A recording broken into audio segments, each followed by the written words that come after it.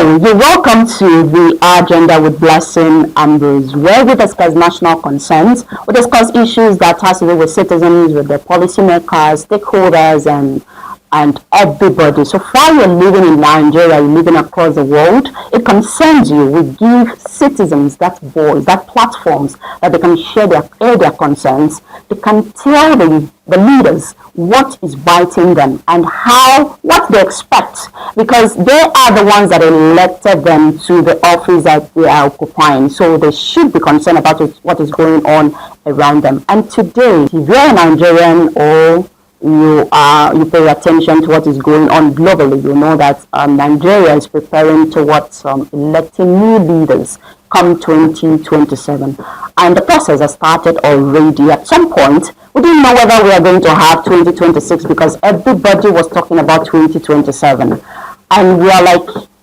how about 2026?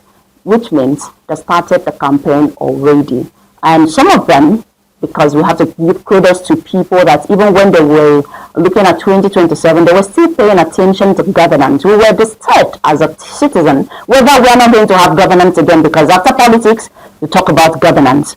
But they told us that we are still going to serve the people. So today, we are going to talk about the political tension in the country. But before then, we have some persons in the studio, and we also have live audience, which is going to make this conversation very interactive, very lively, and at the end of the day, we are going to send signal to the people involved. So we'll go on a short break. When we return, the conversation continues. So do well to stay on. Call friends, call enemies, call associates, and let's do this conversation together. So once again, welcome to the Agenda on Beam Television. And my name remains Blessing Ambrose. We'll be right back.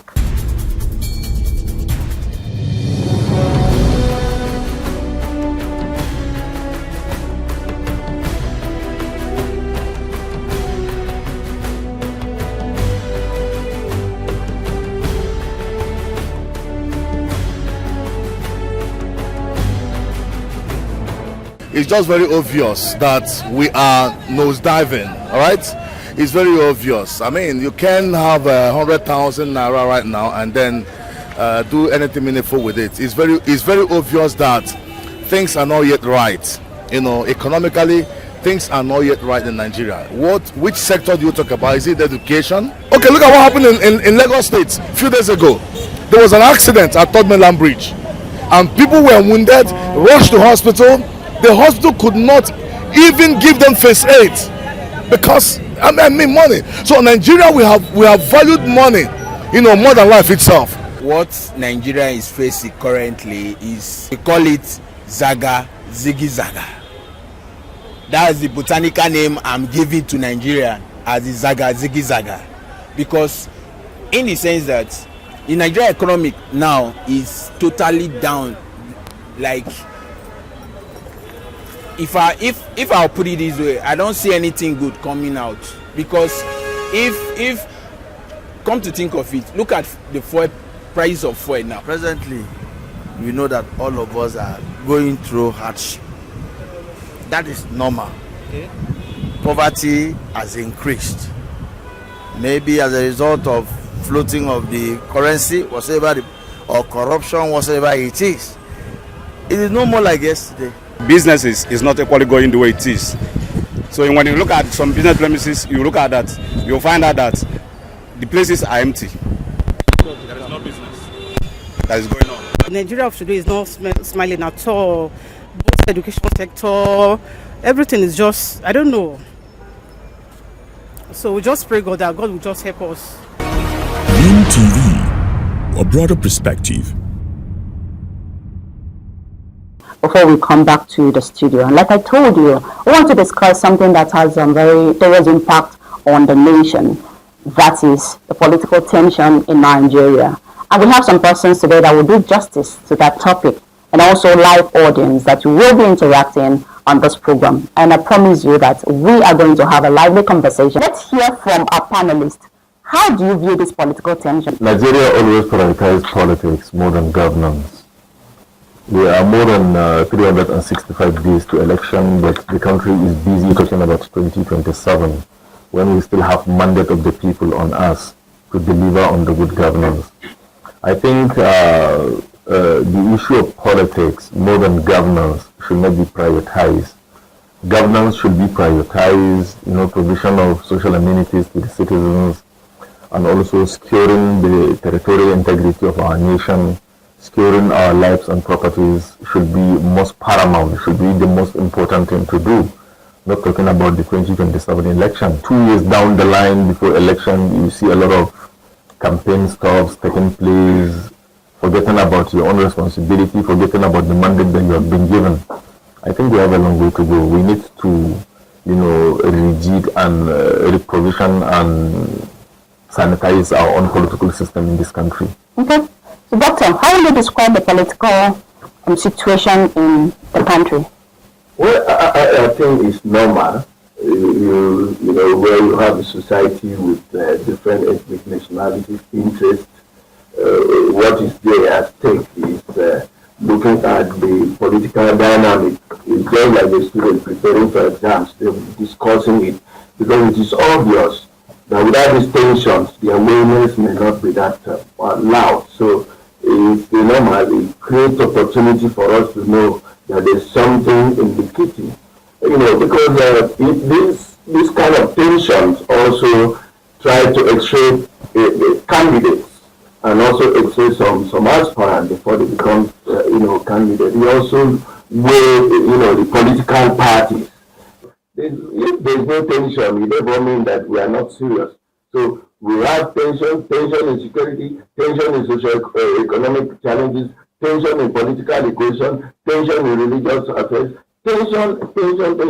It makes Nigeria great, because the world is already looking at Nigeria as a very serious democracy. Dr. Okeri, what is going to come out of this tension?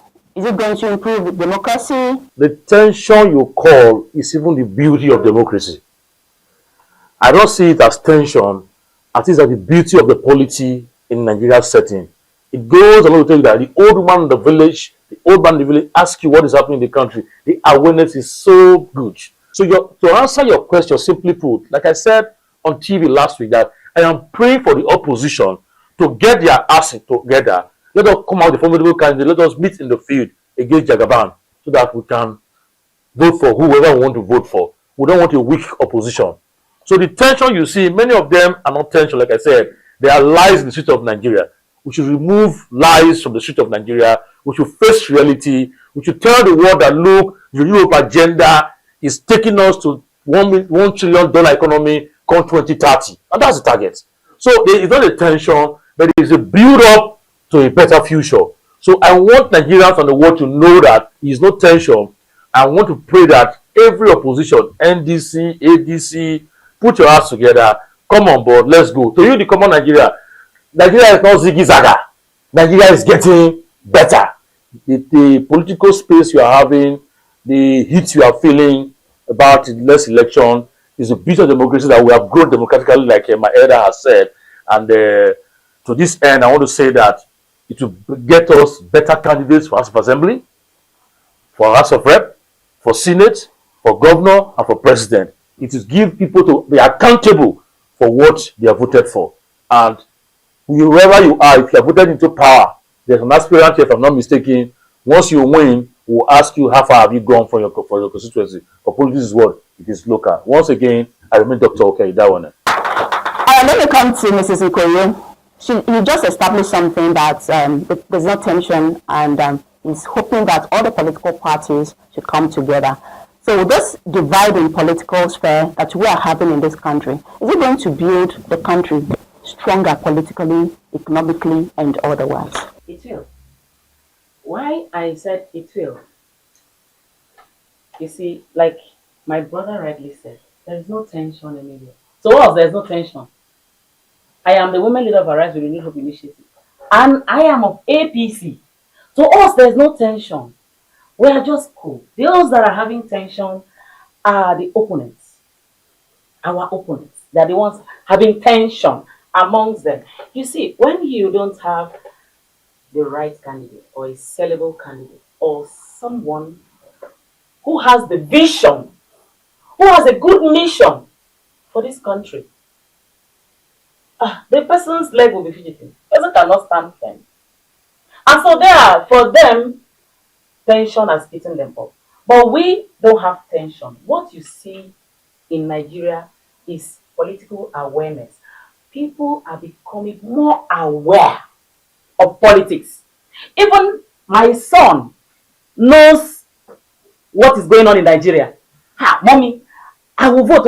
I say you are not up to 18. When you are 18, you will have your voter's card. So political awareness, every child knows, every mother, every husband knows about politics, and people are getting more interested to go and register and become a card carrier member to be able to vote. Please, Nigeria, there is no tension. Dr. Dominic, at what point does political disagreement become a threat to national stability? All right, thank you very much. I want to agree with the Honorable. I don't know which political party you are. Yeah, very good. Running. I'm a chieftain of the APC by the special grace of God. I'm a founding member. And I've always said this wherever I have the opportunity. Late President Muhammadu Buhari, I admire him because he is a true Democrat. In 2016, late President Muhammadu Buhari shunned that thing there and then. That look, we will not be fair to Nigerians. I was elected in 2015, and by 2016, he spent almost 3 or 4 months in the hospital bed, and we are coming back with, chanting 2019 agenda and stuff like that. Therefore, Nigerians expect governance. So the deviation where we deviate, from governance issues and begin to politic when it is too early is a clear example that our institutions are weak, and we have, powerful individuals like Obama also make mention sometimes back around between 2008 or thereabout. So what I'm trying to say is that the tensions we are experiencing in this country today is as the result of negligence, not really negligence, but, political jobbers, who feel that, let me float this group, let me do this, let me do that. And we are all humans. These people that are serving us, either as governors, either as this, if we don't hold them to account for the positions they are, we are pointing them to the next election. It gives credence to what people will always say about we, the politicians, that our attention, what we care for is about the next election and not the next generation. So let me say that the tension we are experiencing today Is it healthy or not? is not a healthy one. And that brings me to your question. At what point does this bring about, does it pose a threat to the nation? Today, the sentiment is weaved everywhere. From the north, you see the northern sentiment, you see the religious sentiment. If I'm from the south, you see the southern sentiment. I told people the other day, I said, when people are decamping from one party to the other, I'm an advocate of viral opposition, especially maybe the southern governors decamping to APC. Okay, what do you make of it? I see it from the point of alliance, from the point of fraternizing with their own brother who was there. If Atiku can start the campaigns as early as when it has not been given the go-ahead for campaigns to start, what do you expect them to do? Is to align with their southern brother who is already a president, serving for a second term, and giving credence to the, unwritten agreement of zoning in the country. So for us, the government has a role to play in ensuring that, look, we put up a template that stipulates when campaigns should start so that attention can be given more to governance. Because if, for example, INEC that is the election umpire, look the other way, maybe simply because it's the political, for example, when they did that endorsement in the villa for Mr. President, we went there not for endorsement, we went there to review our activities so far, how far we have fared. And Akpabio and the rest of them turn it to an endorsement and stuff like that, which was not, the proper time to do that. And in any case, the president has nobody, he has no rival. All right, thank you very much, Dr. Dominic. Thank you. Let me come to Honorable. Opposition is meant to be a structure that looks at what the current government is doing, drawing the attention to what they are doing well and all of that. But we see the current opposition now don't even have time to do that because of internal crisis. What is going on in PDP? And when are we going to stabilize this? Because the election is coming up. When are we going to resolve this so that you people can come together, form a formidable party, so that you can play your politics well by opposing whosoever you are opposing? You see, in Nigeria, we are strengthening individuals rather than strengthening our institutions. Okay. I could remember some few weeks ago, I had one senator from the National Assembly talking about the timetable that INEC have produced. He said, and I quote, that with the current timetable of INEC, current schedules of elections, in the next 1 or 2 months, if you go to National Assembly, you will find the place very, very deserted. All of them have left to do campaigns. And remember, their tenure will elapse on June 2027. June 2027. That is when the next National Assembly will be inaugurated. So in the next 2-3 months, they will left. And there are still legislative work to be done. There are so many bills, so many motions, so many things that are there stocked in the National Assembly, and they will not be treated because of the nature of the election schedules. So people will leave their jobs and go back for campaign. Now, having said that, you see, there is this kind of perception that people think PDP is divided. PDP is never divided. PDP's NWC is led by His Excellency Abdurrahman Mohammed Takushara, Sardauna Takushara. Quite recently, the Supreme Court has given a judgment. In the main content of that judgment, the Supreme Court said the main bone of contention of that appeal is that this Faction A have subjected themselves to court contempt. That an order was given not to do this and you went and do that. So anything that follows behind that particular judgment is null and void. We are not even going to discuss about it. But the main bond of contention is that you don't do this and you went and do this. So for me to even talk about, to dive into the cross appeals and other things, we don't even need to talk about that. Because the main appeal is the issue of convention. And the Supreme Court said, no, you have no right to do this, because a lower court, Federal High Court, has given an order not to do it because there was a breach of fundamental human rights of His Excellency, former Governor of Jigawa State, Sule Lamido, that you have not given him the right of first refusal as a citizen and as a member of the party. And Court of Appeal also affirmed that judgment. So the Supreme Court said, I don't need to go into those cross appeals. The main appeal is the issue of convention. And your convention starts in nullity and it's invalid. So to me, and not to me, in the first of the law, in the first of our rules of the games, there is no faction in PDP. And for a layman, you as a layman and me as a layman, not a lawyer or a judge or anything that has to do with judiciary, if you go to INEC server, the judgment of PDP and the judgment of ADC were given same day. In fact, our judgment we received our first judgment on that very day. But go to the INEC server.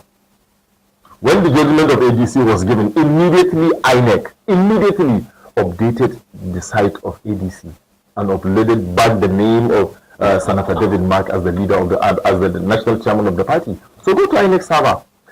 till this morning, up till now that I'm talking to you, unless in the last 5 or 10 minutes, the name of Abdurrahman Mohammed is still there on the INEC server.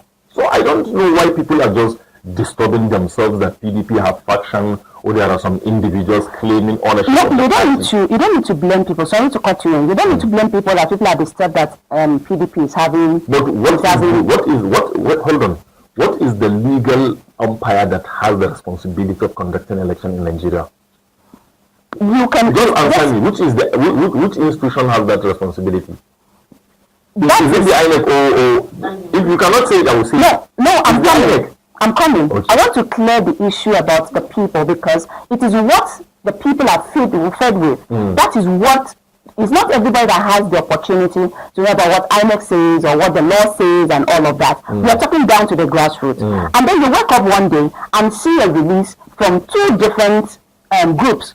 Same party. That is why I make an addendum to what my elder brother said. We need to strengthen our institutions rather than strengthen individuals. Because INEC have aligned with the judgment of the Supreme Court that the legitimate leadership of the PDP remains with Abdurrahman Mohammed led NWC. So if the INEC as an institution is very strong, rather than the strong individuals we are seeing in the television going around with motorcade, I'm telling you, people will never bother themselves about the leadership of PDP. Okay, so why don't this leadership now call the other one? Because it's like, okay, for instance, let me use Beam TV as an example. I wake up and then I see a release or information from this other Beam TV, carrying Beam TV, letterhead and all of that, that Beam TV said this, and then I wake up and see another one saying a different thing. Don't you think it will be conflict? Why don't I call the other party and say, okay, come, what is that grievance that you people cannot settle? Because it is denting your image, it's giving a certain negative coloration to the real PDP. Okay, then the party.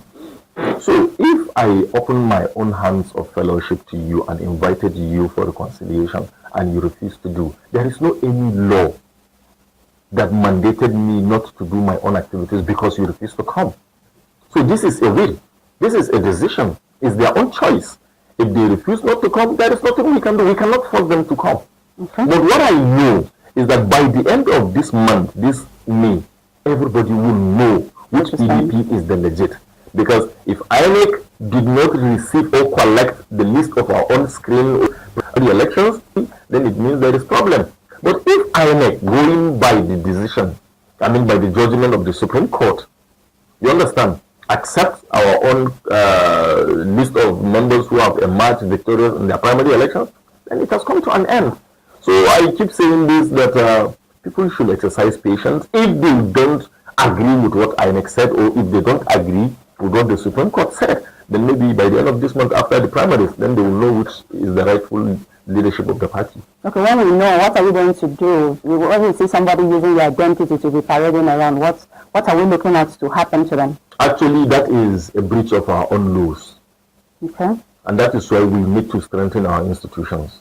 We must have respect. We must be patriotic enough to respect our own institutions. We must strengthen that institutions. And there is no Jupiter on earth that will come and strengthen our institutions. As citizens of this country, we must. Yesterday, I had a very hot conversation with some people. They are from North like me, but they're talking about dividing this country. And I told them, point blank, I have never and will never support the disintegration of Nigeria, because I see Nigeria united and strong as the lead nation of black nation in the world. So we must strengthen our own institutions ourselves. Okay. Yes. All right, we look forward to that. Let me come to Doctor. If I come up with my political party now, I need members, right? Members are the one I want to float, I want to interpret my vision to, I want to go to these and all of that. Is it not a distraction to the present government? The beauty of democracy is multiplicity of parties. And don't also forget that... sorry, let me add. Yes. It's not just about political parties springing up. It's about the crisis, the conflict happening in those camps. Let me say for the record that crisis is part of democracy, and it is also part of life. Okay. There is no way any country, even in family, you must experience crisis. So enjoy the crisis while it lasts. Yes, you see, the beauty of democracy is the crisis. And what emboldens you to extremely look at your capacity and capability is ability to manage the crisis. If you look at the tension you are talking about, have you seen the president shaking? He may seem that he's not concerned, but within him, he's also thinking outside the box. If you listen to him, he say they want to shake me you know, that golden name. Any man or woman that have not experienced crisis can never, well, the tendency is that he's like a driver that has never experienced accident. The first day he will experience accident, he may die. But when he has experience about accident, not you are driving, then your tire busted all of a sudden, and you're able to control. Next time it happens, you control it. So crisis is part of democracy. And when we talk about multiplicity of the parties, like I always say, it's the beauty of democracy. We're not running a unity party system or monologue. No, it's democracy. And if you look at the situation, I align with my brother who talk about a flop. Government is fair to obey court judgment, obey court order. If you look at when it fits you, you say yes, it's for me. That's why I don't want to talk about the issues of PDP, because they know themselves. And when you look at your slogan, issues meet insight. The issues in PDP meet insight. They know. Because you see, you cannot be working against the principles and the letters of your party and you are celebrating. No way. APC as a party came up with a structure. You can't forge them, whether you like them or not. They will continue to grow because the ideology that established that party was not driven by one factor. If you look at it, it was a conglomerate of parties with different ideologies coming together to fuse into one entity. It therefore means that even in the spiritual realm, they have been made up of the spirit, body, and soul. I think we should go above board when we see so many parties, ABC, this one is jumping. It is right.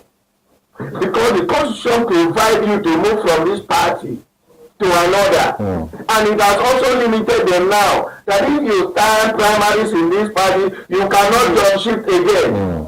What are the issues? Somebody stood for the presidency, and all of a sudden you wake up to see him as a senator. Affiliation. So the wise thinking, the level of awareness, even within the political circle, is such that you cannot change the role of the game in the midst of the match. Everybody, look at what happened in the Senate. The tension, the focus, and everybody serious. You don't need a soothsayer to tell you that Nigeria is awakened when it comes to the issue of democracy. You see, how many governors now are standing to believe even in PDP? How many governors? But the strategy that APC has adopted is that you cannot say no. You can't say no. You can't say no. It's just that say no to what? You can't say no that you don't want to join them. Okay. Because whether you like the party or not, they have a strategy that whenever you are encountered with them, your tune and your dancing style must change. And that is the slogan, change. Could you, sorry doctor, let me pause you here. Could you mean that if, for instance, because this is what is going round, if, for instance, you commit crime, when you join APC, your crimes are forgiven, your sins are forgiven. That is, it was just a one-man statement that you generalize it. It is not so, because the law will take its course. So when the law takes its course, there's nobody, if you are convicted, you cannot stand, that one is constitutional. My brother made a valid contribution. Now when you look at what is going on in the National Assembly, it therefore means that all the bills are waited to be considered will be kept in abeyance. And let me also remind you, the 11th Assembly will not go back to treat that. Exactly. It has to be brought in new. So you can see there are some bills that are for the development of this country right now, at the expense of political marauding. The governor, the then governor of Imo State, talk about political liberalism. So we are getting to the level that we must be scientific in discussing this political equation. We are not very well. Who set the guideline? It is the institution of government that is empowered. They call them election management body. Behind it, they set the guideline. Why do you start, canvassing for screening and all these things? You may not tell me, because the Constitution also said so. The electoral guideline said so. So if the institution is strengthened to a way that it takes cognizance of these challenges and avoid it, nothing stop us from, okay, this is a no. And we are not, this government is going to be 3 years in 29 May. So you still have 1 year that will have been enough for governance. But now, nobody is talking governance in politics. But I just want to believe that what Nicholas Machiavelli, in his definition of politics in his book titled The Prince, said is true. He said politics is constant struggle for power. The end justify the means. So let the end justify the means. All right, thank you very much, Doctor. Beam TV, a broader perspective.